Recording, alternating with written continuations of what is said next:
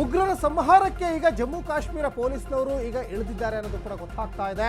ಇವತ್ತು ಬೆಳ್ಳಂಬೆಳಗ್ಗೆ ಜಮ್ಮು ಕಾಶ್ಮೀರದಲ್ಲೇ ಹಲವೆಡೆ ಎಸ್ಐಎ ದಾಳಿಯನ್ನ ಮಾಡಿದೆ. ಉಗ್ರರು ಮತ್ತೆ ಉಗ್ರರಿಗೆ ಬೆಂಬಲಿಸಿದವರನ್ನ ಭೇಟಿಯಾಡಲಿಕ್ಕೆ ಸ್ಪೆಷಲ್ ತಂಡ ರಚನೆಯಾಗಿದೆ. ಶ್ರೀನಗರ, ಗಂಡೇರ್ಬಾಲ್ ಮತ್ತು ಹಂದ್ವಾರದಲ್ಲಿ ಎಸ್ಐಎ ದಾಳಿಯನ್ನ ಮಾಡ್ತಾ ಇದೆ. ದಾಳಿ ಮಾಡಿ ಪರಿಶೀಲನೆಯನ್ನ ಅಧಿಕಾರಿಗಳು ನಡೆಸ್ತಾ ಇದ್ದಾರೆ. ಸಾಕಷ್ಟು ಜನ ಉಗ್ರರು ಜಮ್ಮು ಕಾಶ್ಮೀರದಲ್ಲಿ ಅಡಗಿದ್ದಾರೆ ಅನ್ನುವಂತಹ ಮಾಹಿತಿಯೂ ಕೂಡ ಈಗ ಸ್ಥಳೀಯ ಪೊಲೀಸ್ನವರಿಗೆ ಗೊತ್ತಾಗಿದೆ. ಜೊತೆಗೆ ಸೇನೆ ಕೂಡ ಕಾರ್ಯಾಚರಣೆಯನ್ನು ಮಾಡ್ತಾ ಇದೆ.